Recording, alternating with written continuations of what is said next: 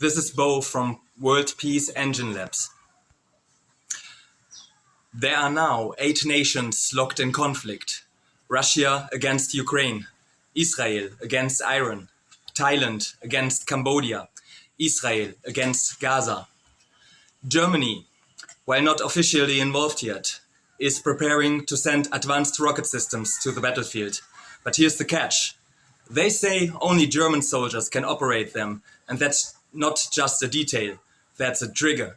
Because if German troops are deployed, Germany enters the war, and when Germany enters, so do its allies. This echoes exactly what happened before World War I, a tangled web of alliances, treaties, and political egos. It wasn't evil that ignited that war, it was obligation. Everyone had a contract, everyone pointed fingers, and suddenly everyone was shooting. And honestly, this excuse that only Germans can operate these weapons feels deeply artificial. What special skill exactly do Germans have that no one else on the planet does? These are tech-based systems, digital interfaces, buttons, screens. Let's be real, a monkey with a banana could probably press those buttons. This isn't about capability, it's about narrative. It's about manufacturing permission. It's about escalation dressed up as necessity.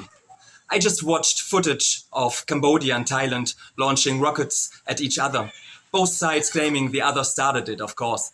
But the truth was right there on the screen. Civilians were the ones hit. Supermarkets, homes, families. Not the enemy, not the aggressor, just people.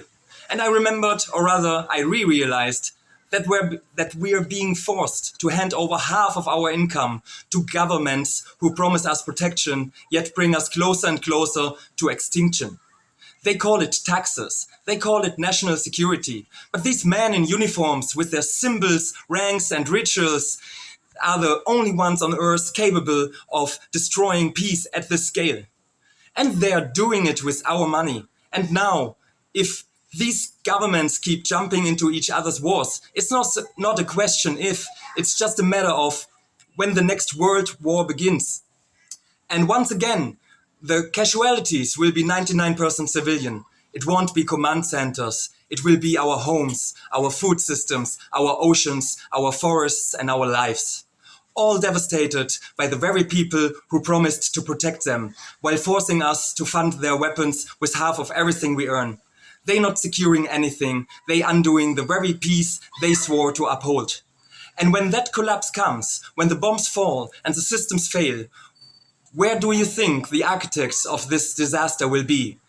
They will be safe, tucked away in villas and secret compounds most of us can't even imagine, in untouched slices of paradise with more luxury than any one person should ever possess, funded entirely by the money they extracted from us.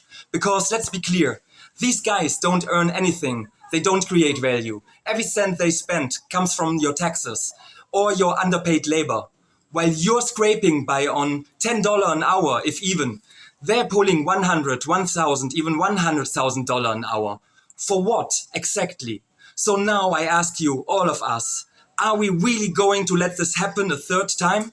Are we really going to fall into another global disaster, nodding along like it's just how things work? I say no. And I'm not asking permission from a president or a parliament or some guy in a uniform. I'm speaking directly to you. If you're a soldier, stop, refuse. If you're a citizen, wake up, deny your consent. If you're part of a business fueling this madness, unplug yourself from the system. That is our only chance, not just to survive, but maybe, just maybe, to finally reach peace. And here's the hopeful part. In 186 before Christ, yes, more than 2,000 years ago, societies were already more sane than today. Back then, governments weren't centralized rulers. There was no state towering above its citizens, no moral compass issued from above, no force. If two people had a conflict, the system didn't declare war. It helped resolve. It balanced. It equalized. It was peer-based, not power-based. That's the model we need to return to, not backward, but forward into something better. And that's why I built a system to help us. Think of it like Google Maps, but not for traffic, for swarm governance, for the whole planet. A decentralized government already up and running and waiting to be used by you, handing over the power to you. You see a problem? Drop a pin, start a public brainstorm. Anyone, anywhere can join and help build a solution. And if you got a good solution, take action, show up, fix it with people power. Need permission? Launch a petition right there. Need money? Start a crowdfunding right there. This is how governance should work in the 21st century. By the people, for the people, with tools we all understand. Not war, not fear, not forced obedience. Peace through participation, power through community. Correct me if I'm wrong, but isn't that a better future? So here's the choice right now in our lifetime. We either keep playing along with their old broken game, or we build something new. Not someday, now. If you're ready to stop feeding the war machine and start building a peace engine, join us. Go to cloudatlas.club, drop your first pin to start a brainstorming. Be part of the swarm, be part of the solution. This isn't protest, this is evolution. Let's build what comes next, together. Cloud Atlas OS.